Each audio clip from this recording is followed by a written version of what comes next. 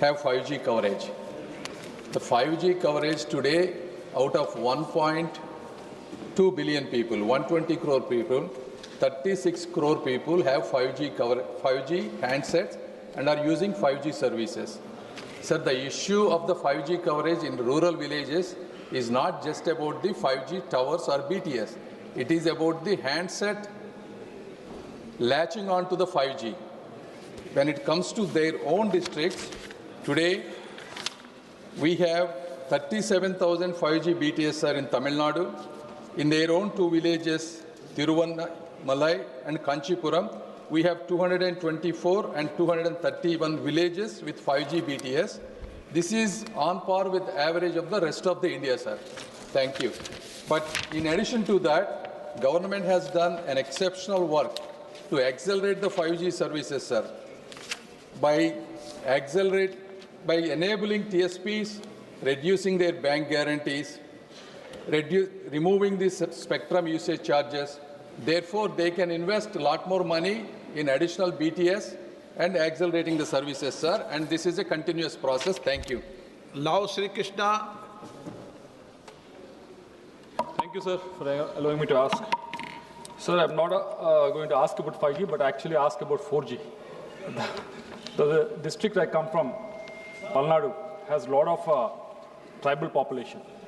In mandals like Ballapalli, Veldurti, Macharla, these 3-4 mandals have a lot of ST population and a lot of PVTG habitations also.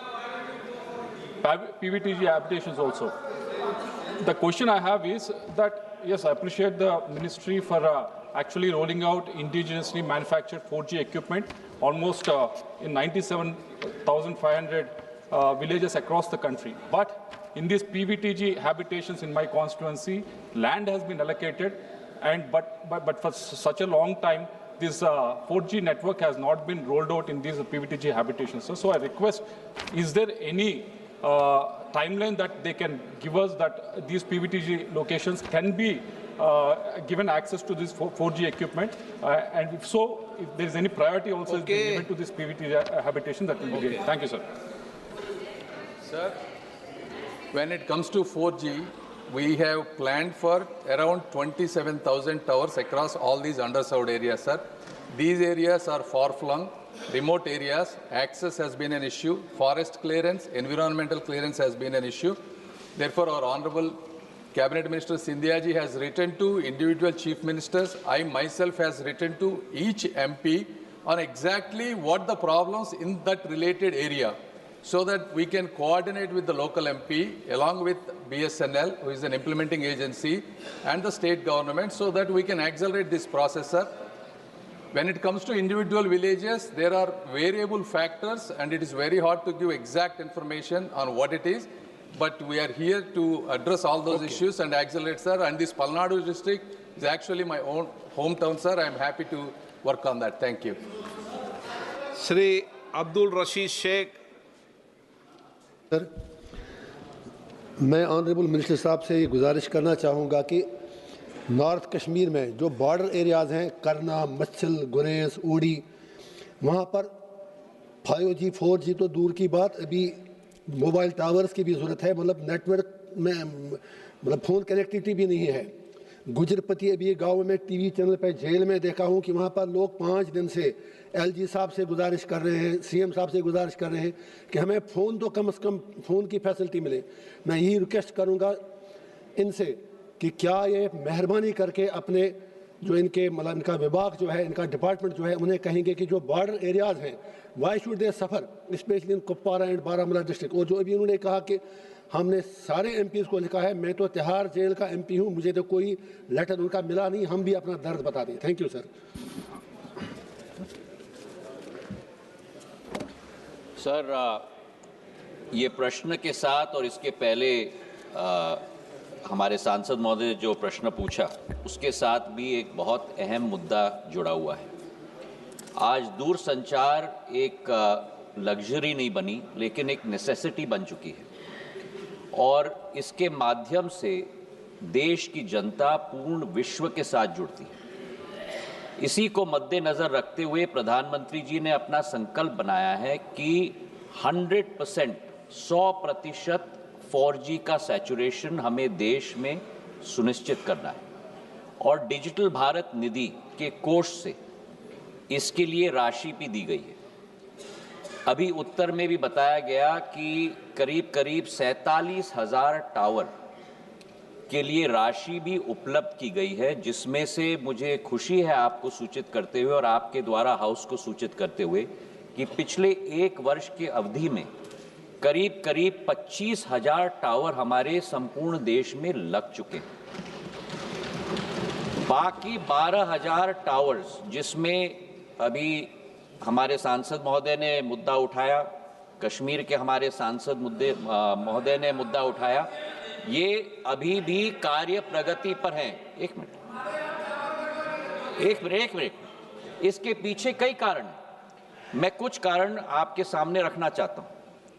कई जगह सर्वे नहीं हो पाया है, कई जगह राइट ऑफ वे की एक्सेस है, कई जगह राज्य सरकार की अनुमति की जरूरत है। तो अप्रैल के माह में एक टावर के बारे में बैठकर हम लोग ने विश्लेषण किए और 2,415 कारण हैं। हमने एक कारण को रेखांकित किया। प्रदेश सरकार के साथ पत्रचार केवल नहीं, मुख्यमंत्रियों से राज्य मंत्री और मैंने स्वयं बात किया और आज हाउस में आपको सूचित करते हुए मुझे हर्ष है कि 2,415 विषयों में से इस पिछले सोमवार हमने जो कैलकुलेट किया है 1,990 इश्यूज पूर्ण रूप से हम लोग ने सफलतापूर्वक क्रियान्वयन कर चुके हैं। ये मुद्दा हमारा मंत्रालय और भारत सरकार हर हफ्ते के आधार पर देख रहा है और मैं आपको विश्वास दिलाना चाहता हूं कि जो हमने टारगेट पिछले 1 वर्ष में 25,000 टावर किए हैं, ये बाकी 12,000 टावर भी, जिसमें जम्मू कश्मीर भी बहुत महत्वपूर्ण इसमें एक महत्व रखता है, हम संपूर्ण रूप से देश का 100% सैचुरेशन प्रधानमंत्री जी के संकल्प के आधार पर अगले साल तक पूर्ण रूप से हम कर पाएंगे। हुडा।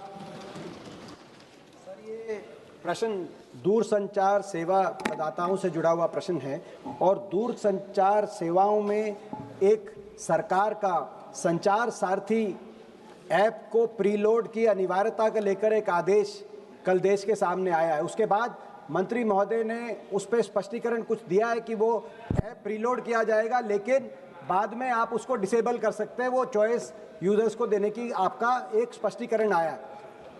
लेकिन क्योंकि मैं स्वयं कंप्यूटर साइंस बैकग्राउंड से, मैं सॉफ्टवेयर इंजीनियर के बैकग्राउंड से हूं, जब सिस्टम के अंदर प्रीलोड की रिक्वायरमेंट होगी तो डिसेबल करने के बाद भी सारे फीचर्स डिसेबल होंगे कि नहीं होंगे, किसी यूजर्स को ये बात पता नहीं चलेगी। तो कहीं ना कहीं ये जो एक अधिकार है निजता का, उस पर कोई बड़ा प्रहार तो नहीं है। कहीं ये जो स्नूपिंग के प्रश्न उठ रहे हैं पूरे देश में, इसको लेकर सिविल राइट्स एक्टिविस्ट से, कंप्यूटर साइंस एक्सपर्ट से, उनको लेकर मंत्री महोदय क्या कुछ कहना चाहेंगे? मैं दीपेन जी को उनके प्रश्न के लिए मैं धन्यवाद अर्पित करना चाहता हूं कि उनके प्रश्न के द्वारा सदन के पटल पर और देश की जनता के समक्ष में सारे तथ्य रखना चाहता हूं। सर, दूरसंचार का क्षेत्र एक बहुत बड़ा माध्यम है लोगों को विश्व के साथ जोड़ने का, और आज देश के अंदर हमारे 1 बिलियन यूजर्स हो चुके हैं सर। लेकिन जहां सकारात्मक उपयोग भी किया जाता है, ऐसे कई तत्व हैं जो इसका नकारात्मक उपयोग भी करते हैं, और सरकार का दायित्व तो होता है कि देश की जनता और हर नागरिक को उस नकारात्मक प्रयोगों से हम लोग और तत्वों के से हम लोग जोड़ पाएं और सुरक्षित रख पाएं। इसी सोच के साथ संचार साथी पोर्टल की हमने शुरुआत की थी सर 2023 में, और संचार साथी ऐप का प्रयोग हमने 2025 में हम लोग ने शुरुआत किया। अब संचार साथी क्या है? संचार साथी एक ऐसा ऐप है जिसके आधार पर, जन भागीदारी के आधार पर, आज देश की एक एक जनता और नागरिक अपने आप को सुरक्षित रख सकता है फ्रॉड से, स्टोलन मोबाइल से, अपने स्टोलन मोबाइल को रिकॉर्ड कर सकता है, रिपोर्ट कर सकता है। और 20 करोड़ हिट सर हमारे पोर्टल पे हुए हैं, करीब 1.5 करोड़ ऐप डाउनलोड हुए, और इसी के आधार पर जन भागीदारी, इसकी सफलता, सॉफ्टवेयर तो हमने बनाई है सरकार ने, पर इसकी सफलता का श्रेय अगर किसी को जाता है तो जनता को जाता है सर, क्योंकि उनके उपयोग के आधार पर ही हम लोग सफल हो पाए। और आज मैं रिकॉर्ड पे रखना चाहता हूं कि इस ऐप और पोर्टल के आधार पर 1.5 करोड़ मोबाइल कनेक्शन देश के अंदर डिस्कनेक्ट हुए हैं जो फ्रॉडुलेंट हैं, क्योंकि जनता ने रिपोर्ट किया है। करीब 26 लाख स्टोलन हैंडसेट हम लोग ने ट्रेस किए, 7 लाख स्टोलन हैंडसेट जो उपभोक्ता है उसे हमने वापस भी कर दिया है, और 41 लाख मोबाइल कनेक्शन डिस्कनेक्ट हुए हैं, 6 लाख फ्रॉड हम लोग ने ब्लॉक किए। इसी के आधार पर हम लोग ने ये कोशिश की कि हम लोग हर एक नागरिक को वो चॉइस दें, क्योंकि ऐप फोन पे है इसका मतलब नहीं है कि वो ऑटोमेटिकली ऑपरेट हो जाएगा। जब तक मैं उपभोक्ता के रूप में उसमें रजिस्टर ना करूं तब तक वो ऑपरेट नहीं होगा। और मैं उपभोक्ता के आधार पर, जैसे मेरे फोन पर सर